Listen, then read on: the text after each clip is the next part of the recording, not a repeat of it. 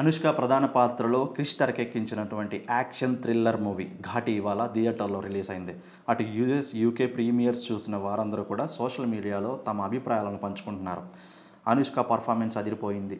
చాలా రోజుల తర్వాత ఒక వినూత్న పాత్రలో, అంటే ఇప్పుడు ఎవరైతే అరుంధతి సినిమాలో క్యారెక్టర్ కన్నా కూడా ఇది వైల్డ్ అండ్ నెగిటివ్ అనుకోవాలా, లేకపోతే నెగిటివ్ విత్ పాజిటివ్ అనాలా?